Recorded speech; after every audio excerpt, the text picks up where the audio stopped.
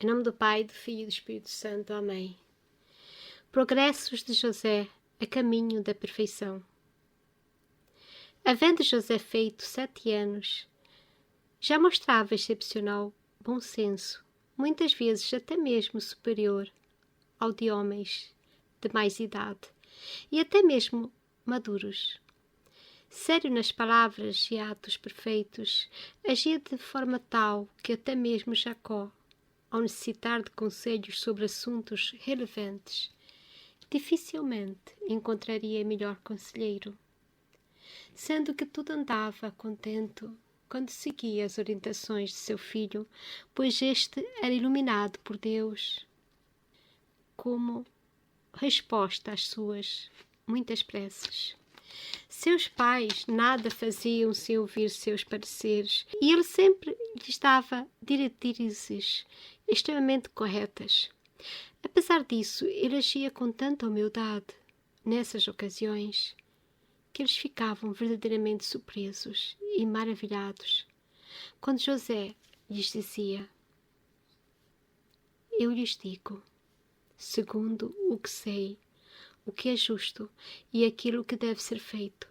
Portanto, deveis considerar cuidadosamente os fatos conhecidos e agir de acordo com a opinião e a vontade de Deus. Depois disso, voltava com fervor às suas orações e pedia a Deus para que iluminasse seus pais e que eles agissem conforme seu maior agrado, sem depositar exagerada confiança nele, que se julgava criatura insignificante e sem importância.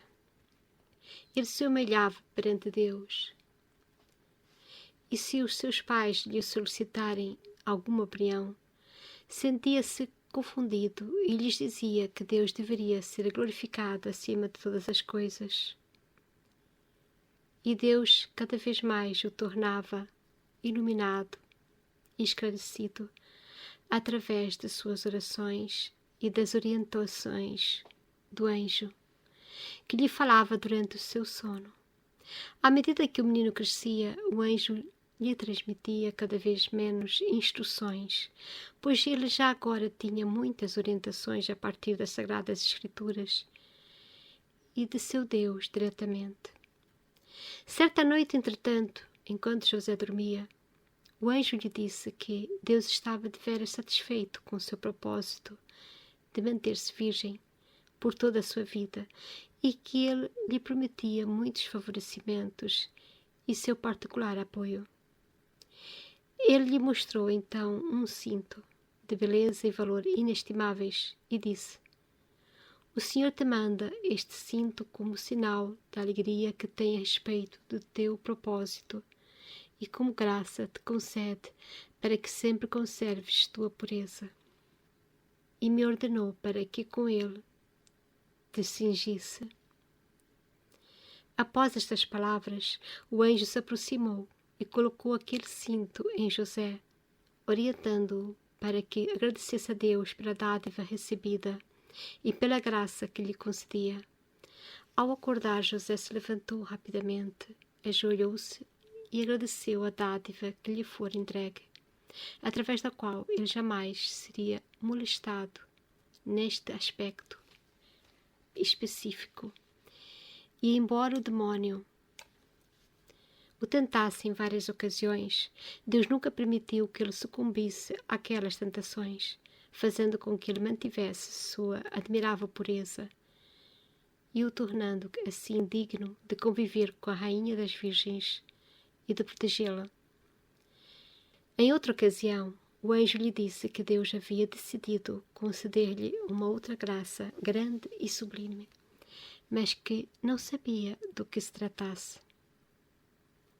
A decisão divina já estava tomada e José deveria manter-se muito digno e exercitar todas as suas virtudes, além de suplicar a Deus para obtê-la, pois que a ele agradavam sobremaneira as súplicas. O santo compreendeu, sem tentar saber qual seria essa graça, e colocou toda a sua força de vontade em pedidos ao Senhor para que lhe concedesse 2 graças que tinha como fundamentais. Uma para que acelerasse a vinda do Messias e a outra seria aquela que fora mencionada pelo anjo, as quais agradecia, pois lhe eram muito importantes. Embora ele dela só tomasse conhecimento mais tarde, a graça que o anjo lhe havia confidenciado era a de que Deus daria Maria a José como esposa, a futura mãe do Verbo divino, o Messias. Nesse meio tempo, o santo se mantinha suplicante, no que experimentava grande satisfação também. Certa vez José foi tomado de um grande estado de êxtase, no qual lhe foram reveladas as grandes virtudes a serem exercitadas pelo Messias quando de sua vinda para o convívio com os homens. Entre elas o amor, a paciência e a humildade, a nível de verdadeiras maravilhas. José se entusiasmou sobremodo com essas revelações e passou também a praticá-las intensamente, no sentido de atingir seus máximos possíveis. E era de admirar os progressos que fazia, exortando todos os de sua casa para que o imitassem, pois isso seria de grande agrado para Deus. Na época da Páscoa, juntamente com seus pais, habitualmente se dirigia a Jerusalém e muito se alegrava com a proximidade dessas solenidades. Orientado pelo anjo, ele se preparava para elas com jejuns e orações. Uma vez no templo, orava ajoelhado e assim permanecia imobilizado durante muitas horas. E todos se admiravam em virtude de sua pouca idade. Nessas ocasiões recebia muitos conhecimentos e iluminações de Deus, quando então, contemplando a beleza da celestial Jerusalém, pedia fervorosamente a Deus para que enviasse logo o Messias, a fim de que todas as pessoas pudessem participar das alegrias eternas através dele. A Deus agradavam sobremaneira essas suas preces. Seu pai Jacó fazia grandes donativos ao templo e depositava as quantias respectivas nas mãos de seu filho para que ele as entregasse como sacrifício familiar. Ele agia dessa forma por saber como José se comprazia com isso. E a alegria de José era ainda maior do que a das pessoas que recebiam os donativos, pois ele o fazia com grande ternura e puríssimas intenções, dando-se assim nova e completamente a Deus. José teria gostado muito de permanecer em caráter permanente naquela cidade, pois assim poderia frequentar mais assiduamente o templo. Seus pais, conhecedores desse fato, permaneciam na cidade mais demoradamente do que o habitual, períodos esses em que seu filho não saía do templo, a não ser para alimentar-se e dormir. No tempo que lhe restava, ficava no templo a rezar e suplicar ao seu Deus para que lhe concedesse as graças solicitadas. Numa dessas ocasiões, prometeu que, uma vez mortos seus genitores, moraria para sempre em Jerusalém para frequentar o templo com continuidade, local pelo qual tinha especial afeição. Deus, comprazendo-se com a promessa, concedeu-lhe essa graça no momento adequado para ela. Durante todo o tempo em que seus pais permaneceram na cidade, José jamais foi visto a perambular por ela, à procura de novidades e curiosidades, como seria de esperar-se em sua idade. Saía sozinho, honrava e respeitava sobremaneira os sacerdotes do templo, obsequiando-os de todas as maneiras que podia. Por esse motivo era muito estimado por eles, em função de sua esplêndida índole e também pelas esmolas que praticava. Esses fatos, porém, jamais o influenciaram no mau sentido, e ele permanecia sempre solícito ao seu Deus na permanente tentativa de lhe proporcionar alegrias e agrados. Certo dia, quando orava entre muitas outras pessoas com um ardor inusitado, ouviu interiormente a voz de Deus que lhe dizia o quanto lhe agradavam as suas preces e que ele iria atender a todos os seus pedidos, assegurando-lhe também o grande amor que tinha por ele. Foi tal a alegria de José com essas revelações que permaneceu em estado de êxtase imóvel e profundamente concentrado por várias horas, tempo no qual usufruiu da doçura e suavidade de seu espírito em Deus. Era tão grande o seu entusiasmo que o seu amor se inflamou e cresceu ainda mais. Não desejava outra coisa que não fosse o seu Deus e suas divinas perfeições. Desejava ardentemente encontrar alguma companhia, também muito fiel, com a qual pudesse conversar sobre essas grandezas e perfeições. Mas sabendo que tal amizade não se encontrava disponível, satisfazia-se com rezar para Deus, para que Ele lhe enviasse alguém nesse sentido.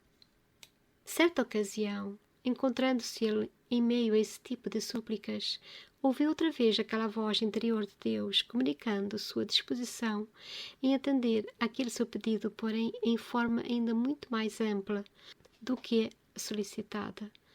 De fato, Deus cumpriu essa promessa, embora sem manifestar-se a respeito, concedendo-lhe a imensa graça de poder privar com o Verbo encarnado e sua puríssima Mãe, sem dúvida alguma, graça muito maior do que a que José lhe solicitara.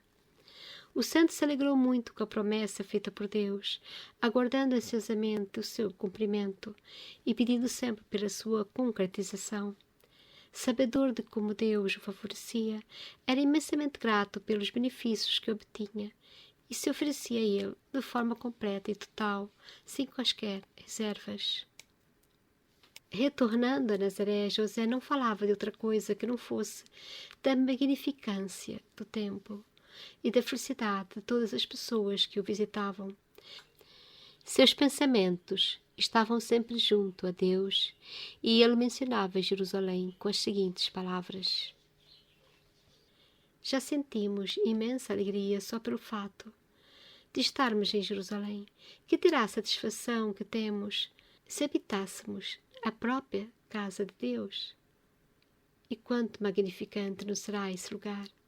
Rezemos ao Senhor para que Ele nos envie logo o Messias prometido e assim nos tornaremos dignos de lá também poder habitar após a nossa morte. Essas palavras eram ditas para seus pais e com tal elevação de espírito e ardor que eles também se sentiam possuídos de grande ansiedade e desejo em termos da vinda do Messias e também se aplicavam intensamente em orações nesse sentido. Tais afirmações não eram feitas somente aos seus pais e para os serviçais da casa, mas também para todas as pessoas que José encontrasse, às quais também transmitia aquela sua viva vontade quanto à vinda do Messias. José lhes dizia: rezai permanentemente para que Deus se digne a reduzir o tempo de espera de suas promessas. Benditos seremos nós quando obtivermos a graça de ver o Messias entre nós. Oh, que felizes seremos então! Oh, como eu desejaria poder oferecer-lhe tudo, servi-lo e honrá-lo! Em determinadas ocasiões, sua mãe Raquel lhe perguntava: que farias, meu filho, se tivesses a felicidade de ver o Messias com teus próprios olhos? José, elevando suas mãos para o alto, respondia: que faria eu? Eu me daria totalmente a ele e me ofereceria para servi-lo para sempre, e não o deixaria jamais. Raquel então replicava: e não sabes então que a virtude significa muitos sacrifícios? José respondia: não somente farei muitos sacrifícios voluntariamente para poder servir a ele, como também me considerarei feliz em fazê-los por toda a minha vida. E sua mãe objetava: quem poderá garantir que o Messias gostaria de ter-te a seu serviço? José dizia então: é bem verdadeiro que disso eu não te seria digno, mas tanto eu rezarei porque ele, movido por sua infinita piedade, acabará por aceitar meus serviços e minhas devoções, mesmo porque, sendo Deus infinitamente bom, o prometido Messias também o será. Além disso, Deus se compraz com nossas súplicas e preces, e ao Messias também agradarão os meus serviços. E Raquel o confortava: pois bem, meu filho, segue com as tuas orações e súplicas para que o Senhor se digne a enviar rapidamente o Messias. Espero que ele acolha teus desejos e ouça tuas súplicas. E José, erguendo as mãos para o alto, exclamava: oh, que isso venha a ser do agrado do meu Deus! Quem poderia ficar mais contente do que eu? Esta continuação da história de São José, eu não vou me alongar muito porque já o relato é maravilhoso.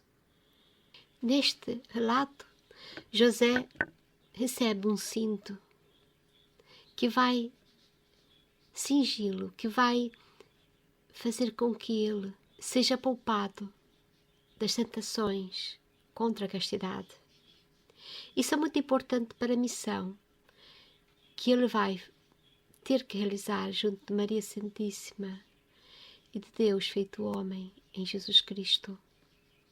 Mas tudo isso temos que ver que Deus dá as graças, mas também pede de nós algo que aqui a própria mãe de José vai dizer, que a virtude significa muitos sacrifícios.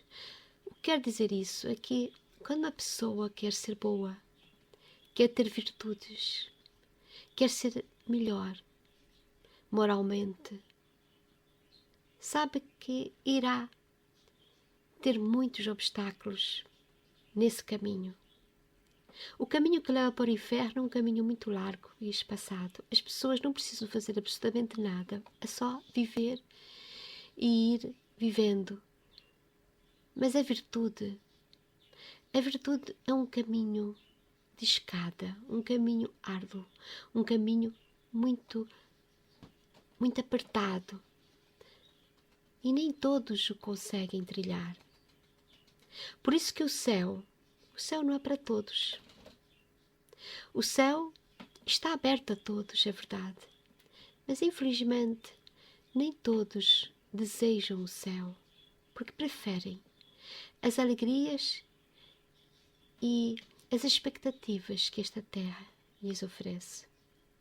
E por isso preferem abdicar de lutar pelas virtudes, de se sacrificar para serem bons, porque conseguem ver nesta terra agrados que lhes parece melhores.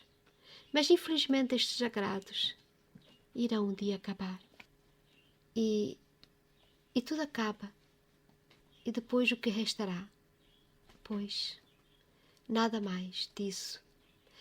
Nenhuma medalha resta para aqueles que ganharam nesta vida terrena. As únicas medalhas serão aquelas que fizermos para Deus. E José sabe muito bem disso. E ele então dizia que realmente precisava rezar muito para que ele mesmo fosse agraciado com esta graça de ver o Messias esperado. E ele não queria só esta graça de vê-lo, queria também a graça de estar com ele, de servi-lo, o que demonstra muita humildade. Porque por vezes nós queremos uma graça de Deus, mas a queremos de forma gratuita, sem mudar a nossa vida, sem dar a Deus depois uma ação de graças na forma da nossa vida, sem darmos ação de graças através da nossa própria vida. E como damos essa ação de graças? Apenas fazendo a vontade de Deus, seguindo os seus mandamentos. Essa é a melhor ação de graças que Deus deseja de nós. Mas São José pediu muito a Deus para que o Messias viesse. E suplicante, ele pedia para que esse tempo se abreviasse. São José me ensina com essas palavras que nós precisamos ser pacientes e sempre suplicantes a Deus, pedindo-lhe que ofereça as graças necessárias para a nossa salvação, para que possamos salvar a nossa alma e salvar a alma com a nossa intercessão daquelas pessoas que estão ao nosso encargo, ao nosso cuidado. São José suplicava ao Messias a salvação e punha-se a serviço para o que ele quisesse. Mal sabia ele que seria ele o guardião do Filho de Deus. Que possamos ter em São José este protetor. Que possamos fazer de São José um nosso centro de devoção, de verdadeira devoção. Também imitando nessa fervorosa oração, nessas fervorosas súplicas que devemos fazer por nós e pelos que estão ao nosso lado. São José, rogai por nós. Em nome do Pai, do Filho e do Espírito Santo. Amém.